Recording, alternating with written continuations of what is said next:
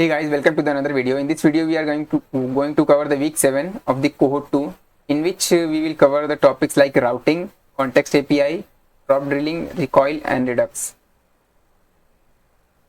So first of all, what is React routing? अब हम लोग React routing समझते हैं क्या होता है। जैसे देखो तुम्हारा URL यहाँ पे दिया हुआ है, यहाँ पे क्या आ रहा है, जैसे कि https://www.notion.so/user। जैसे कि यहाँ पे अब जो बनाया गया है ये पेज, अगर मैं स्लैश यूजर पे जाऊँगा तो ये मुझे डेटा दिखाई देगा। अगर यहाँ पे मैं स्लैश यूजर से कहीं और जाता हूँ, यहाँ पे मैं लिख दूँ यहाँ पे अबाउट, तो अबाउट पे वो दूसरा पेज शो करेगा। तो ये जो तुम्हारी राउटिंग है यूआरएल के थ्रू, ये तुम्हारा संभाला जाता है, जो होता है वो तुम्हारा रिएक्ट राउटिंग संभालता है एक तरीके से। तो react routing in a React is a mechanism that allow you to manage the navigation and control the content displayed in your application based on the URL। मतलब किस URL पे कौन सा component show होगा। Client side routing refer to the process of the managing navigation within a single page application SPS entirely on the client side without making the additional request to the server for each new view। Now React Router DOM। अब जो हम लोग ये routing करते हैं कि किस URL पे क्या शो होगा, वो एक लाइब्रेरी के यूज के थ्रू करते हैं हम लोग, होता है React Router DOM। In React routing is commonly achieved using the React Router DOM library। The main component involved in the React Router DOM are the browser router, routes and route। ये तीन term है जो mostly तुम्हारे use होंगे routing के दौरान। पहला है ब्राउजर राउटर, दूसरा है राउट्स और तीसरा होता है राउट। Browser router। The browser router component is a top level component that should be used to wrap your entire application। It enables the use of the routing feature throughout your React application। देखो अब browser router क्या है कि वो एक wrapper की तरह काम करता है।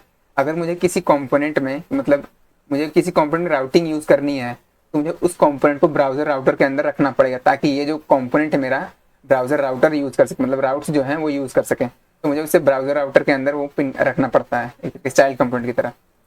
यहाँ देखो मैंने एक ब्राउजर राउटर इंपोर्ट किया है रिएक्ट राउटर डॉम से, जो लाइब्रेरी थी मेरी। उसके बाद ये ऐप एक कंपोनेंट है, उसमें रिटर्न में मैं यहाँ पे लिखा हूँ ब्राउजर राउटर। इसके अंदर मैं जो भी यहाँ पे कंपोनेंट लिख सकता हूँ, अब जो मुझे कंपोनेंट लिखना है उसके अंदर मैं लिखूंगा, तभी ये जाके नेविगेशन परफॉर्म कर पाएगा। अभी मैं तुम्हें इसको प्रैक्टिकली पूरा VS कोड में भी दिखाऊंगा। अब देखो यहाँ पे राउट्स क्या होता है। देखो पहले मैंने ब्राउजर राउटर इंपोर्ट कर लिया था, एक पूरा एंटायर एप्लीकेशन मतलब उसमें यूज कर सकती है राउट्स। अब एक और टैग होता है राउट्स करके, मतलब इसमें ढेर सारे राउट में बना सकता हूँ, मतलब URL उसके अंदर आएंगे। तुम्हें तब समझ में आएगा जब मैं राउट पढ़ाऊंगा। देखो the routes component is used to define the route for your application inside the routes. Inside the routes component, you can specify individual route component for each route in your application। फिर routes tag जो होता है, एक तरीके से tag कह सकता हूँ मैं यहाँ पे। routes tag जो होता है वो डिफाइन करता है कि हाँ मैं यहाँ पे नेविगेशन परफॉर्म करने जा रहा हूँ। अब देखो राउट क्या होता है। The route component is responsible for rendering the specific component based on the current URL path। It takes two main props like path and element. मैं तुम्हें डायरेक्ट यहाँ कोड में समझाता हूँ। देखो यहाँ मैंने पहले राउट इंपोर्ट किया हुआ रिएक्ट राउटर डॉम से। उसके बाद एक होम कंपोनेंट है मैंने जो ऑलरेडी बना रखा है, उसे मैं इंपोर्ट कर रहा हूँ। और यहाँ पे एक ऐप कंपोनेंट मैंने बनाया है। पहले मैंने ऐप कंपोनेंट क्या यहाँ पे किया है, ब्राउजर राउटर में यहाँ पे मैंने रैप किया जो भी इसके अंदर यूज़ करना है। अगर मुझे बाय द वे नेविगेशन, तो उसको मुझे यहाँ पे ब्राउजर राउटर के अंदर रैप करना पड़ेगा। अब मैं एक राउट टैग लगाया हूँ, राउट्स टैग लगा मतलब कि मैं यहाँ पे राउट यूज़ करने जा रहा हूँ। उसके बाद मैंने राउट यहाँ पे लिखा है टैग कि कौन से राउट पे कौन सा कंपोनेंट शो होना चाहिए। देखो यहाँ पे ये बेसिकली दो इनपुट लेता है, पहला पाथ और दूसरा एलिमेंट। तो पाथ में क्या होता है कि किस लिंक पे, जैसे कि मेरा यहाँ पे जो URL दिया हुआ है मैं इसे हटा दूंगा, तो मेरा होम पेज जो होगा ये होगा मेरा होम पेज। तो होम पेज पे क्या शो होना चाहिए वो मेरा यहाँ शो करेगा। देखो यहाँ पे ये जो है स्लैश है, बस एक स्लैश है, वो होम पेज को रिप्रेजेंट करता है। होम पेज पे मेरा होम एलिमेंट्स होना चाहिए, होम कंपोनेंट शो होना चाहिए। और यहाँ पे मैंने राउट्स क्लोज कर दिया, फिर ब्राउजर राउटर को क्लोज कर दिया। अब तो मैं इसका प्रैक्टिकल इंप्लीमेंटेशन दिखाता हूँ। हाँ,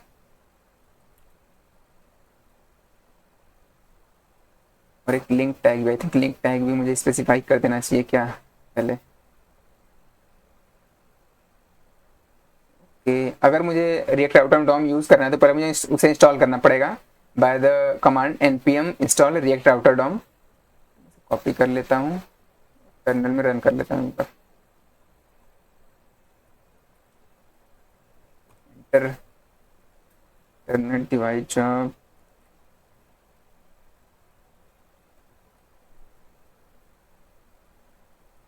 ओके, तो ये इंस्टॉल हो रहा है, तब तक हम लोग आगे देख लेते हैं क्या लिखा है इसमें। इशू आ गया क्या? अच्छा, डाउनलोड हो रहा है, ठीक है। सेटिंग अप राउट्स, वही चीज़ यहाँ बताई गई है कि डिफरेंट कंपोनेंट बनाए गए हैं। मैं तुम्हें डायरेक्ट इम्प्लीमेंटेशन दिखाता हूँ। देखो मैंने यहाँ पे क्या किया है कि पहले, सबसे पहले ब्राउज़र राउटर मुझे चाहिए होता था, ठीक है। यहाँ पे लिखा था कि मुझे सबसे पहले देखो रिएक्ट राउटर यूज़ करने के लिए, रिएक्ट राउटर डॉम यूज़ करने के लिए मुझे ब्राउज़र राउटर यूज़ करना पड़ता था। उसको यूज़ करने के लिए मुझे इसको रैप करना पड़ता है, सॉरी ऐप कंपोनेंट को ब्राउज़र कंपोनेंट में रैप करना पड़ता है, ताकि जो ऐप कंपोनेंट के अंदर है वो सब लोग यूज़ कर सकें। मतलब अगर ऐप का कोई चाइल्ड कंपोनेंट भी है तो वो यूज़ कर पाएंगे ब्राउज़र राउटर को। देखो यहाँ मैं index.js में जाता हूँ। पहले मैंने क्या किया है, ब्राउज़र राउटर मैंने इंपोर्ट किया हुआ है यहाँ पे रिएक्ट राउटर डॉम से। उसके बाद मैंने उसे रैप कर दिया ऐप कंपोनेंट में। यहाँ पे देख रहे हो ऐप कंपोनेंट तुम्हारा ब्राउज़र राउटर के अंदर आ चुका है। अब ऐप कंपोनेंट के अंदर जो भी कंपोनेंट या चाइल्ड कंपोनेंट होंगे सब एक्सेस कर पाएंगे राउटिंग को। अब मैं ऐप कंपोनेंट के अंदर जाता हूँ। देखो app.js, app.js मैंने क्या बनाया है, इसे मैं हटा देता हूँ, कोई दिक्कत नहीं इसे। तो वैसे चलो, एक नैव टैग मैंने लिया है, उसके अंदर मैं यहाँ पे अनऑर्डर्ड लिस्ट बना रहा हूँ। 3 मैंने लिस्ट आइटम बनाई है यहाँ पे जो लिंक कर रहा है। लिंक टैग मैं तुम्हें समझाता हूँ, पहले ये समझाता हूँ। राउट्स क्या कर रहा है, जैसे कि मैंने ऐप कंपोनेंट को ब्राउज़र राउटर में रैप कर दिया है। अब उसके अंदर मैं यहाँ पे लिख रहा हूँ राउट्स के अंदर स्पेसिफिक कोई एक राउट कहाँ जाना चाहिए। देखो यहाँ एक स्पेसिफिक राउट हो गया टैग, उसका बाद पाथ मतलब किस पाथ पे क्या तुम्हारा कंपोनेंट शो होगा, स्लैश मतलब होम पेज होता है। उसके बाद उस पर क्या होगा, ये एलिमेंट क्या, कौन सा एलिमेंट शो होगा, होम कंपोनेंट शो होगा। उसके बाद तुम्हारा जो स्लैश अबाउट पे होगा उस पर तुम्हारा शो होगा अबाउट कंपोनेंट, और स्लैश कॉन्टैक्ट पे तुम्हारा कॉन्टैक्ट शो होगा।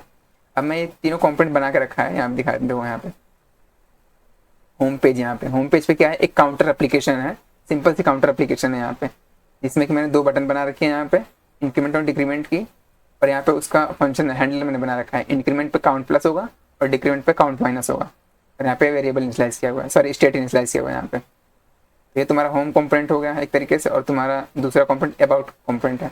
मैंने बहुत सिंपल रखा है एक्चुअली, बस समझाने के लिए। तो यहाँ मैंने एक डिव बनाया हुआ है जिसमें मैंने लिखा है this is user name as Rakesh Kumar, simple. अब चलते हैं ऐप डॉट कंपोनेंट में।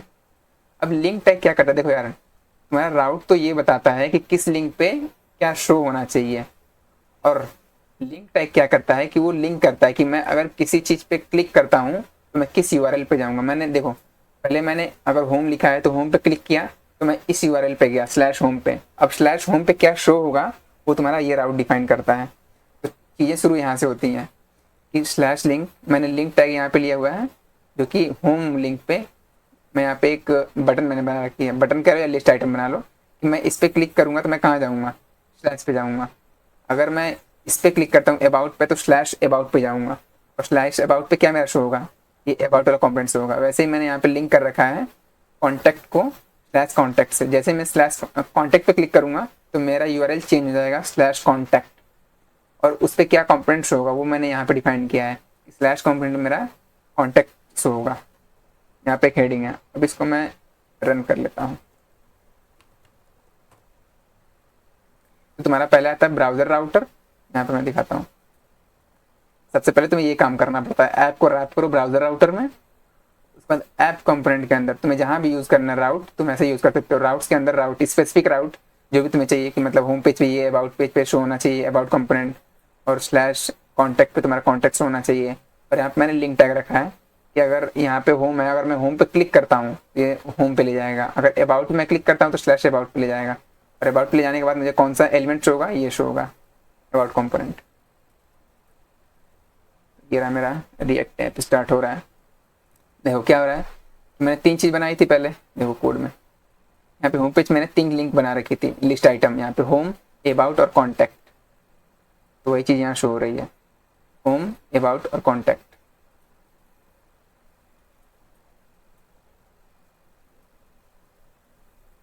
तो इस पर मैं क्लिक करता हूँ तो क्या आएगा देखो। और ये क्यों आ रहा है यहाँ पे काउंटर ऐप इसलिए आ रहा है, मैंने यहाँ डिफाइन किया हुआ, जब मैं होम पेज पे जाऊँगा तो मेरा होम कंपोनेंट शो होगा यहाँ पे देखो। तो वही चीज़ शो हो रहा है यहाँ पे कि ये काउंटर ऐप जो है वो तुम्हारा होम पेज में, इसीलिए अब मैं होम पे क्लिक करता हूँ तो काउंटर ही शो करेगा क्योंकि वो होम पेज पे ही शो कर रहा है।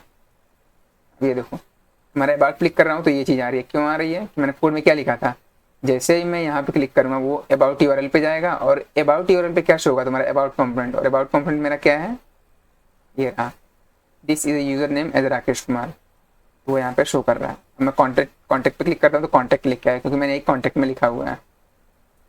कोड जब देखो app.js में, तो मैंने एक हेडिंग बनाई हुई है, वहाँ पे मैंने कॉन्टैक्ट लिखा हुआ है, इस स्लैश कॉन्टैक्ट पे मुझे ये दिखा। अब देखो जैसे ही मैं होम पे जाऊँगा क्या होगा, तुम्हारा ये शो हो रहा है। अब मैं डायरेक्ट यहाँ से मैं चेंज करके दिखाता हूँ। देखो स्लैश अगर यूज़र लिखता हूँ तो क्या आएगा मेरा, तुम्हारा अभी तो तुम्हारा यहाँ पे काउंटर एप्लीकेशन आ रहा है, स्लैश यूज़र पे चेंज हो जाएगा। सॉरी, अबाउट तुम्हारा क्या आएगा, ये this is a user name Rakesh Kumar. तो मतलब जब मैं क्लिक कर रहा हूँ, देखो जैसे होम पे क्लिक कर रहा हूँ तो इसका यूआरएल चेंज हो रहा है। ये तुम्हारा स्लैश ऐसे करो, सॉरी या ऐसे करो, दोनों सेम ही चीज़ है, तुम्हारा काउंटर एप्लीकेशन शो होगा। तो ये तुम्हारा होम पेज हो गया। अगर मैं स्लैश अबाउट लिखता हूँ यहाँ पे ABOUT, तो तुम्हारा ये सेक्शन शो होगा जो मैंने अबाउट कंपोनेंट बना रखा था। अगर कॉन्टैक्ट पे क्लिक करता हूँ, देखो यहाँ पे स्लैश कॉन्टैक्ट लिख के आ जा रहा है, तो यहाँ पे तुम्हारा कॉन्टैक्ट शो हो रहा है। तो ये तुम्हारा काम होता है राउटिंग का बेसिकली, कि मतलब किस यूआरएल पे कौन सा कंपोनेंट शो करना है।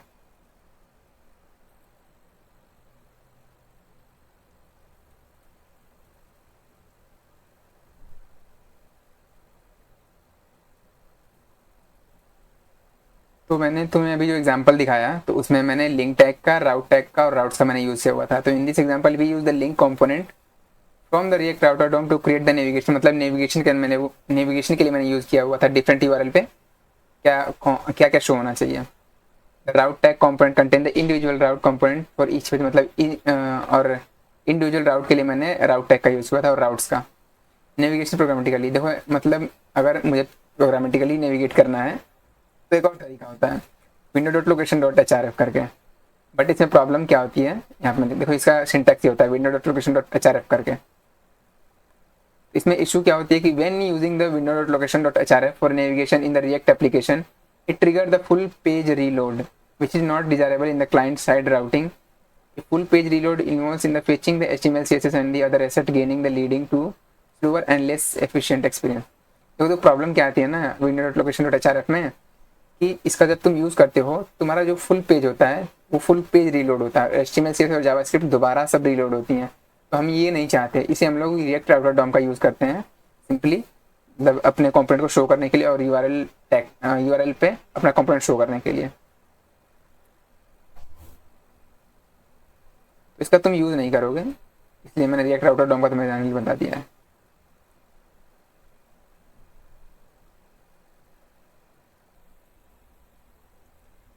इसका एक छोटा टॉपिक और रह जाता है इसमें, कि यूज नेविगेट हुक करके एक हुक होता है जो कि नेविगेशन के लिए काम आता है डिफरेंट यूआरएल पे।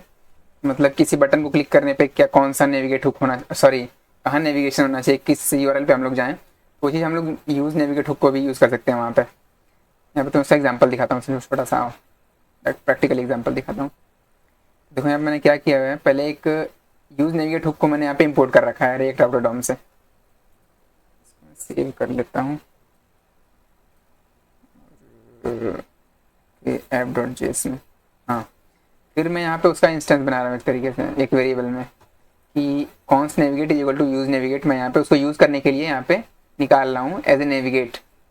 तो अब मैं उसको एज ए हैंडलर फंक्शन में ट्रांसलेट कर रहा हूँ। यहाँ पे एक हैंडलर फंक्शन मैंने बनाया है यहाँ पे, कि नेविगेट टू डैशबोर्ड करके, कि अगर कोई कॉल हुआ, इस हैंडलर को अगर कोई कॉल करेगा तो ये क्या करेगा, मुझे नेविगेट करेगा स्लैश में, मतलब होम पे ले जाएगा। अब देखो मैंने यहाँ पे सिंपल एक कंपोनेंट मैंने तुम्हें समझा रखा है, लास्ट में मैंने एक बटन ऐड कर दिया यहाँ पे। जब बटन पे क्लिक करूंगा मैं, तो ये नेविगेट टू डैशबोर्ड वाला हैंडलर जो यहाँ पे मैंने बनाया है वो कॉल होगा और मुझे स्लैश लिंक पे ले जाएगा, मतलब होम पेज पे ले जाएगा। मैं तुम्हें दिखाता हूँ इसे। अब तक मैं ये लिंक के टैग के थ्रू कर रहा था, बट यहाँ पे अगर मुझे बटन के थ्रू करना है तो मैं नेविगेट हुक का भी यूज कर सकता हूँ। यहाँ पे देखो, यहाँ पे मैं अगर अबाउट पे चला जाता हूँ, कॉन्टैक्ट पे, अब मैं यहाँ पे क्लिक करता हूँ गो टू डैशबोर्ड, तो मेरा होम पेज पे जाएगा। और होम पेज मेरा क्या था, काउंटर एप्लीकेशन। ये देखो मेरा काउंटर एप्लीकेशन है होम पेज पे, अबाउट, कॉन्टैक्ट और गो टू डैशबोर्ड मतलब होम पेज। तो ये था तुम्हारा यूज नेविगेट हुक का, जो तुम यूज कर सकते हो नेविगेशन के लिए। नाउ और next topic is lazy loading. देखो लेजी लोडिंग का यूज़ केस क्या होता है कि हम लोग वहाँ इसे यूज़ करते हैं। मान लो कोई मैंने वेबसाइट, एक डायनामिक वेबसाइट है, मैं उसे री रेंडर कर रहा हूँ या तो रेंडर कर रहा हूँ, और मैं चाहता हूँ कुछ कंपोनेंट उसके ऐसे हैं जो कि जब तक उसकी ज़रूरत नहीं है तब तक वो रीलोड मतलब लोड ना हो, तो उससे एक तरीके से लोड कम हो जाता है, मतलब वेबसाइट रीलोड होने का लोड कम हो जाता है। तो उससे जो हम चाहते हैं कि कंपोनेंट जब उसकी ज़रूरत हो तब वो रीलोड हो, मतलब ज़रूरत पड़ने पर ही रीलोड हो, तो उसके लिए मैं लेजी लोडिंग का यूज़ करता हूँ। देखो यहाँ पे loading of certain component until they are actually needed, जब वो एक्चुअली नीडेड होते हैं तब मैं उसे लोड कर सकता हूँ, ना कि जब एक ही साथ सबका सब मैं लोड कर दूँ पूरे वेब पेज को। This can be significantly reduce the initial bundle size and improve the overall loading time for the application। इससे तुम्हारा क्या होता है कि जो तुम्हारा रेंडरिंग का जो लोड होता है वो कम हो जाता है। In React lazy loading is typically achieved using the react dot lazy function along with the suspense component। तो मुझे सस्पेंस कंपोनेंट का यूज करना पड़ता है लेजी लोडिंग को इम्प्लीमेंट करने के लिए। React dot lazy function allow you to load the component lazily, meaning it is only fetched when the component is actually rendered। मतलब जब तक, जैसे कि मेरा यहाँ पे था, देखो सॉरी, यहाँ पे जो मेरा कंपोनेंट है, अगर अबाउट, जैसे कि मेरा अगर मैं ये कंपोनेंट पहले रेंडर करता हूँ तो मैं चाहूँगा अगर अबाउट सेक्शन को लेजी लोडिंग में डाल दूँगा, क्योंकि अभी इसकी जरूरत मुझे है नहीं, क्योंकि मैं तो होम कंपोनेंट पे हूँ, तो मैं लेजी लोडिंग डाल दूँगा अबाउट कंपोनेंट को, फिर कॉन्टैक्ट कंपोनेंट को भी मैं लेजी लोडिंग में डाल दूँगा, क्योंकि इसकी जरूरत नहीं है। हम लोग को जब होम पेज पे जा रहा हूँ तो पहले मुझे ये शो हो रहा है, तो मैं एक तरीके से लोड कम करने के लिए अबाउट पेज को और कॉन्टैक्ट पेज को लेजी लोडिंग में डाल सकता हूँ। तो इस तरीके से तुम्हारा वेबसाइट का जो लोड होगा एक तरीके से वो कम हो जाएगा रेंडरिंग के वक्त। When you are using the react.lazy to load the component lazily, you wrap it with a suspense to specify fallback UI that will be rendered while the component is being loaded। The fallback prop of the suspense define what to display during the बहुत ढेर सारा है jargons हो गए, तो इसमें direct में समझाता हूँ। देखो मैंने यहाँ पे क्या किया है, react.lazy मतलब ये जो कंपोनेंट है माई कंपोनेंट, उसको मैं इंपोर्ट करा रहा हूँ। कब इंपोर्ट, कैसे इंपोर्ट करा रहा हूँ, react.lazy से, मतलब इसकी जब तक जरूरत नहीं है तब तक इसे इंपोर्ट मत करना। यहाँ पे देखो फिर मैंने एक डिव बनाया, यहाँ पे सस्पेंस बनाया और फॉल बैक मैकेनिज्म बना दिया है। फॉल बैक मैकेनिज्म का ये मतलब होता है कि जब तक तुम्हारा यहाँ पे जो कंपोनेंट है वो लोड नहीं हो रहा है तो क्या होना चाहिए, यहाँ पे लोडिंग लिख के आएगा। मतलब यहाँ पे जो मैं परफॉर्म कराना चाहता हूँ, जैसे लोडर अगर या स्पिनर में लगाना चाहता हूँ तो ये लगा सकता हूँ। उस सस्पेंस कंपोनेंट के अंदर मैं अपना कंपोनेंट रखता हूँ जो भी मुझे मतलब रेंडर करना है या लेजी लोडिंग में इंपोर्ट करना है। तो ऐसे तुम लेजी लोडिंग का यूज़ कर सकते हो। The fallback UI give the user feedback that something is happening in the background, making the application feel more responsive। जैसे कि अगर मैं सस्पेंस टैग का यूज़ करता हूँ यहाँ पे, तो इसमें मुझे पता चलता है कि बैकग्राउंड में कि हाँ मेरी एप्लीकेशन लोड हो रही है। इस तरीके से हम लोग को एक अच्छा UI मिलता है यहाँ पे।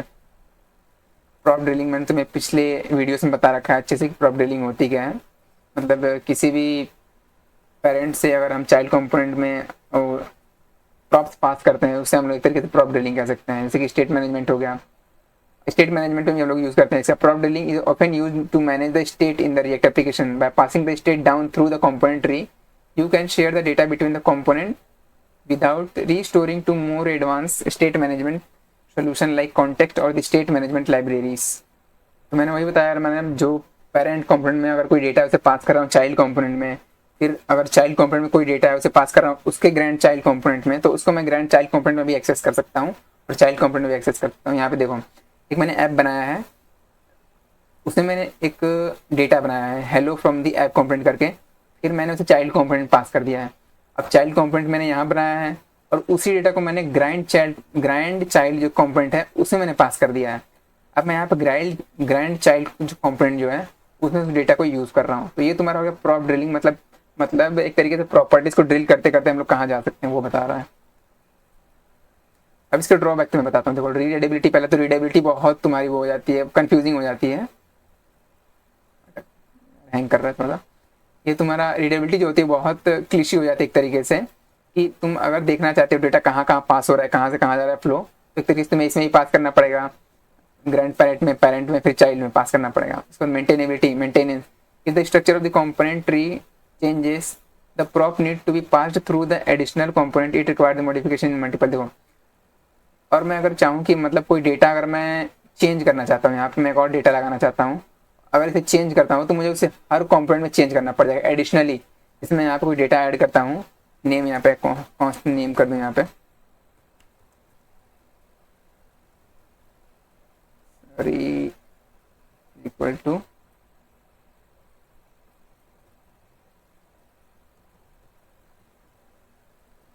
तो यहाँ पे मैंने इसे नेम एक वेरिएबल मैंने यहाँ पे स्लाइस किया है। अब मुझे कहाँ कहाँ चेंज करना पड़ेगा इसे एक्सेस करने के लिए। मान लो मुझे अगर चाइल्ड में कंपोनेंट में एक्सेस करना है तो मुझे यहाँ भी नेम लिखना पड़ जाएगा, फिर अगर ग्रैंड चाइल्ड में एक्सेस करना है तो मुझे यहाँ भी नेम लिखना पड़ जाएगा। इस तरीके से मुझे सभी कंपोनेंट में चेंज करने पड़ जाएंगे। तो यही बता रहा है इसका ड्रॉबैक क्या है।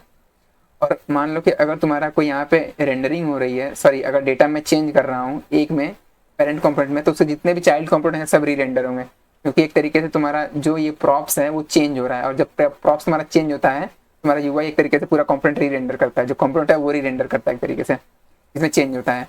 तो मैंने यहाँ पे अगर पेरेंट कंपोनेंट में चेंज किया तो उसके अंदर सभी जो चाइल्ड कंपोनेंट वो सब चेंज होंगे, री रेंडर होंगे। तो अभी इस री रेंडरिंग को कम करने के लिए हम लोग के पास डिफरेंट तरीके होते हैं। और state management, basically state management, क्योंकि मतलब स्टेट जो तुम्हारा है, जैसे मैंने यहाँ पे लिखा है, मैंने तुम्हें बताया नेम, अगर मैंने यहाँ पे लिखा है एडिशनल एक डेटा बना दिया तो मुझे सभी कंपोनेंट में उसे पास करना पड़ेगा। तो एक तरीके से तुम्हारा स्टेट जो मैनेजमेंट है काफ़ी हैवी पड़ जा रहा है, काफ़ी कॉम्प्लिकेटेड पड़ जा रहा है, मतलब लिखने के लिए कि मुझे हर कंपोनेंट में से पास करना पड़ रहा है। अभी तो मैंने यहाँ पे 3 कंपोनेंट बनाया है, तो ऐसे काम कर रहा है। मान लो तुम्हारा कॉम्प्लेक्स वेबसाइट होगी तो ये और कॉम्प्लेक्स जो है तुम्हारे लिए मेंटेन करना एक तरीके से। Maintenance is the structure of the component tree changes and the prop need to be passed through the additional component. It requires the modification in multiple places. तो मैंने तुम्हें बताया मुझे उसे मॉडिफाई करना पड़ेगा हर जगह पे। तो इसका सोल्यूशन क्या होता है कि हम लोग के पास 3 सोल्यूशन है इसके।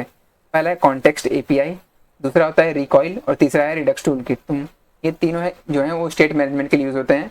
अब इसको हम बारी बारी देखें क्या होता है।